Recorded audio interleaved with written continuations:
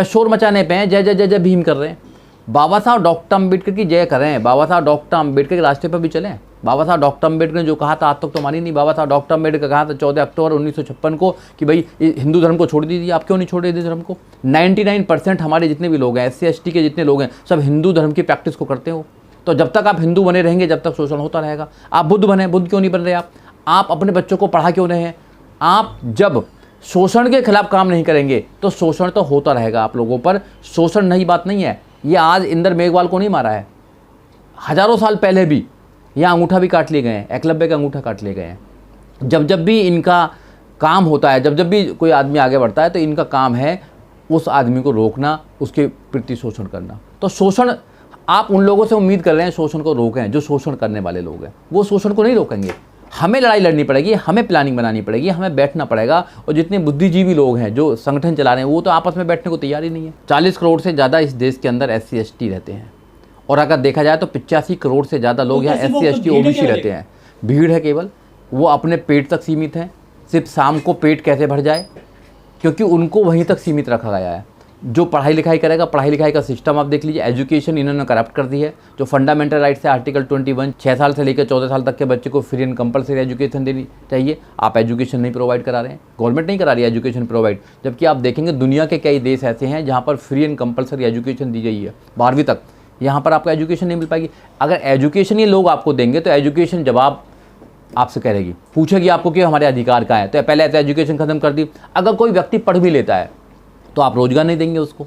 आप धर्म के नाम पर, जाति के नाम पर उसको रोजगार में नहीं जाएंगे। सरकारी कितनी है रिजर्वेशन के बल पर कितनी सीट जाएंगी? बहुत कम है सरकारी। तो आप प्राइवेट करते, प्राइवेट में कोई रिजर्वेशन नहीं है, तो प्राइवेट में जाति देख देख कर ये आपको यहाँ एम्प्लॉयमेंट कर रहे हैं। क्योंकि आप बाद में जाते हैं, पहले आपकी जाति चली जाती है। तो जाति के आधार पर शोषण यहाँ लगातार चल रहा है। तो जिनका शोषण हो रहा है उनको सोचना पड़ेगा कि शोषण क्यों ना, कैसे ना हो शोषण, और हम कैसे प्लानिंग बनाएं कि जिससे कि हम शोषण से बच सकें। जो राजनीति में बड़े ऊंचे ओहदे पर पहुंच गए हैं दलित, 131 मेंबर ऑफ पार्लियामेंट जाते हैं, बड़ी बड़ी पार्टियां, बड़ी बड़ी नेता हैं, वो समाज को सही डायरेक्शन नहीं दे रहे हैं।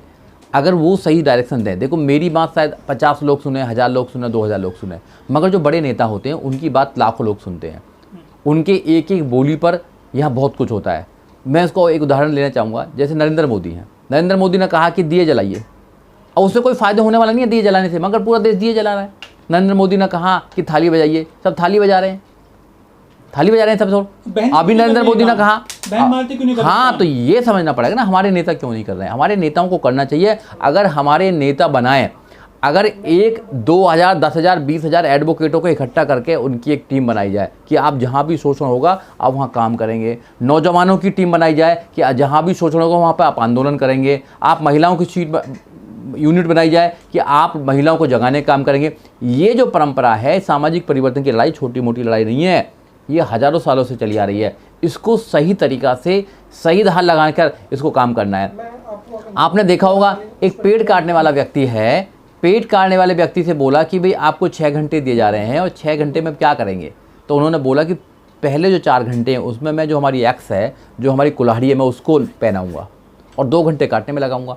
तो हमारे लोगों को प्लानिंग से काम करना चाहिए। हमारे पास ना तो कोई प्लानिंग है, हमारे पास ना कोई रास्ता कहाँ जाना, ना कोई गोल है। शोर मचाए जा रहे हैं, सड़कों पर शोर मचाए जा रहे हैं। कुछ चंद लोगों को दर्द होता है, बाहर निकलते हैं, मोमबत्ती खरीदते हैं, जला के आ जाते हैं, और जलाने के बाद में फिर अपने घर बैठ जाते हैं। फिर दूसरा कोई शोषण होता है इंदर मेघवाल जैसे लोगों पर, फिर मोमबत्ती निकालते हैं, फिर करते हैं। जब तक आप प्लानिंग से काम नहीं करेंगे, सत्ता में आपकी भागीदारी नहीं होगी, आपकी सरकारों में भागीदारी नहीं होगी, आपके ग्रुप्स नहीं होंगे अच्छे अच्छे जो आपकी कोर्ट में लड़ाई लड़ सकें, मैदान में लड़ाई कर सकें, पार्लियामेंट में लड़ाई कर सकें, जब तक कोई इसका समाधान नहीं होगा। जब आपकी सरकार होती है, जब आपके लोग आपकी आवाज़ उठाने वाले होते हैं, जब आपकी कोर्ट में कचहरी में सुनने वाले लोग होते हैं, तो आप पर कम अत्याचार होता है। और आप उनसे उम्मीद करें जो अत्याचार कर रहे हैं कि वो अत्याचार बंद कर दें। वो क्यों बंद कर देंगे अत्याचार, बताइए? वो अत्याचार बंद नहीं करेंगे, क्योंकि उनकी मानसिकता ऐसी है, उनकी मानसिकता बन चुकी है कि वो आपसे नफरत करते हैं, और इतनी नफरत करते हैं आपसे, इतनी नफरत करते हैं आप सोच भी नहीं सकते हैं। आप भाईचारा फैलाना चाहते हैं, आप हिंदू बनना चाहते हैं, वो बनाने नहीं चाहते आपको मंदिर से निकालेंगे, आपको मूंछों पर मारेंगे, आपका कत्ल करेंगे अगर आप बारात चढ़ाएंगे, आप अच्छे कपड़े पहनेंगे, इवन आप कुछ भी करेंगे और आपसे नफरत ही करेंगे। तो आप उनसे क्यों भाईचारा रखना चाहते हैं? क्यों रखना चाहते हैं भाईचारा? ये आपकी भूल है। आपको अपनी अलग यूनिट बनानी पड़ेगी, जो बाबा साहब डॉक्टर अम्बेडकर कह के गए हैं। अगर आपने बाबा साहब डॉक्टर अम्बेडकर की 14 अक्टूबर 1956 की बात नहीं मानी, तो सब ऐसे ही शोषण के शिकार होंगे, एक एक करके सब शिकार होंगे, हो भी नहीं सब शिकार। आपको माननी पड़ेगी। आप बुद्ध क्यों नहीं बनना चाहते? क्यों नहीं बनना चाहते बुद्ध? क्योंकि आपने बाबा साहब डॉक्टर अम्बेडकर को धोखा दिया है, और जो धोखा देते हैं, जिन्होंने अपने 4-4 बच्चों की कुर्बानी दी, उनको धोखा देने का काम किया, आपके साथ ऐसे ही होगा। इंदर मेघवाल का जो केस है उसमें FIR हो चुकी है, और न्याय देने का काम जो होता है कोर्ट का काम होता है। कोर्ट में जो पैरवी करेगा वो स्टेट करेगा, उसके वकील होते हैं, तो अच्छी पैरवी होगी तो डेफिनेटली न्याय मिलेगा। मगर देखने में ये आया जहाँ SC ST की बात होती है वहाँ सरकारें भी जो हैं वो सही काम नहीं करती हैं, और कोर्ट भी कहीं ना कहीं उनका भी जो रवैया होता है वो सही नहीं होता है। तो जो रेशियो है न्याय का वो बहुत कम है। हमें समझना पड़ेगा कि अत्याचार होता क्यों है, क्योंकि अत्याचार जो होता है वो कमज़ोर व्यक्ति पर होता है, जो पैसे से कमज़ोर होता है, जो लोगों की सो कॉल्ड जो अपर कास्ट बोलते हैं, वो बोलते हैं कि भैया ये दलित हैं, तो उनकी जो मानसिकता है, मानसिकता ये दर्शाती है कि जो कमज़ोर पर वो अत्याचार करते हैं, और उनको ये पता होता है कि जब हम अत्याचार करेंगे तो सरकार भी हमारा साथ देगी, पुलिस भी हमारा साथ देगी, कहीं ना कहीं न्यायालय भी हमारा साथ देगा, इसलिए अत्याचार बढ़ रहा है। और ये पहला घटना नहीं है। आप देखो डेल्टा मेघवाल है, वहाँ पे उनके साथ शोषण हुआ। जितेंद्र मेघवाल है, मूंचों के नाम पर उसको मार दिया गया। अब ये इंदर मेघवाल है। तो राजस्थान में हुआ, मध्य प्रदेश में हुआ, उत्तर प्रदेश में हुआ, राजस्थान में हुआ, जहाँ जहाँ भी जो मनुवादी मानसिकता के लोग सत्ता में हैं वहाँ पर अत्याचार ज़्यादा हो रहा है। गरीबों पर, SC ST OBC माइनॉरिटीज पर अत्याचार हो रहा है। और ये अत्याचार देखो, जो सरकार है, जो BJP सरकार है, वो देश में 75 साल हो गए पूरे देश को आज़ाद हुए, उसका वो एक महोत्सव मना रहे हैं, अमृत महोत्सव मना रहे हैं। मगर उनको सोचना चाहिए कि आज भी जाति के नाम पर जिस देश में शोषण हो रहा हो, जाति के नाम पर कत्ल किया जा रहा हो, जाति के नाम पर बच्चों को मारा जा रहा हो, और इस वाले केस में जो इंदर मेघवाल का केस है, इसमें तो इतनी आप कह सकते हैं कि बच्चे ने मटकी, जो वहाँ का जो टीचर था उसकी पानी की मटकी छू दी, जब उसको मार दिया। जब बच्चा, एक जो 9 साल का बच्चा है, वो अगर एक मटकी को पानी के लिए छू देता है, उसका कत्ल कर दिया जाता है, तो जो लोग, देश के लोग बैठे हैं, 100 करोड़ से ज़्यादा जो देश के लोग हैं, उनके कान पे तो कोई जू नहीं लगी। उन्होंने तो कोई शूमोटो नहीं लिया, उन्होंने तो कोई इस बात पर कोई अपना स्टेटमेंट नहीं दिया। तो समझना चाहिए कि हमारी जो भावना है, जो इमोशनल टच है हमारा जो लोगों के प्रति, वो ख़त्म होता जा रहा है। इट मीन्स कि जातियों में इतना बढ़ चुका है, इतना विभाजन हो चुका है, ये हिंदू धर्म में इतना विभाजन हो चुका है कि एक दूसरे से किसी को कोई लेना देना नहीं है। जैसे उनको लगता है कि ऐसे खड़ा होना है, जो मोमबत्ती लेके चला जाता है, कोई झंडा लेके चला जाता है, कोई कैसी, तो जब अपने अपने तरीके से चल रहे हैं। तो कुछ समझना पड़ेगा आपको। अगर कोई शोषण होता है तो शोषण की लड़ाई कोर्ट में लड़ी जाती है।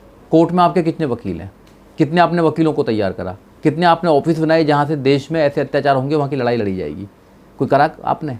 कितने स्कूल्स बनाए जहाँ पे आप लोगों को तैयार करके आप बाहर भेजेंगे, विदेश भेजेंगे, और वहाँ से उनको ये जिम्मेदारी करेंगे कि आपको समाज की लड़ाई लड़नी है।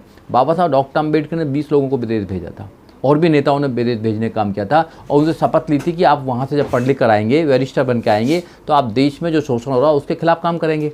तो आपने कितने लोग तैयार करे? तैयार ही नहीं करे आपने। आप भाई एक दिन जाते हो, मोमबत्ती लेकर जाते हो, 5 रुपये की, वो जला के आ जाते हो और आपका काम हो गया। कितनी मोमबत्ती जलाओगे आप? आपकी मोमबत्ती खत्म हो जाएंगी मगर शोषण खत्म नहीं होगा। शोषण के लिए आपको प्लानिंग बनानी पड़ेगी। जो नेता हैं, प्लानिंग बना के आपको बड़े बड़े ऑफिस बनाने पड़ेंगे। एक कानून की बात कर लें आप, देखिए जितने आंदोलन होते हैं, आंदोलन में फर्जी FIR होती है, लाखों लोगों पर FIR हुई। 2 अप्रैल की अगर बात लेंगे आप, तो लाखों लोगों पर FIR हुई। FIR होने के बाद जेल गए, वहाँ अच्छे एडवोकेट्स नहीं थे, जो एडवोकेट्स उन्होंने बचाने का काम किया। अगर हमारे पास में एक ग्रुप होता बड़े एडवोकेटों का और बड़े ऑफिस होते, तो वहाँ से लड़ाई लड़ी जाती। अगर कोर्ट कचहरी में हमारे एडवोकेट्स हैं, अच्छे लॉयर्स हैं हमारे, तो कोर्ट कचहरी में अच्छी लड़ाई लड़ी जाएगी।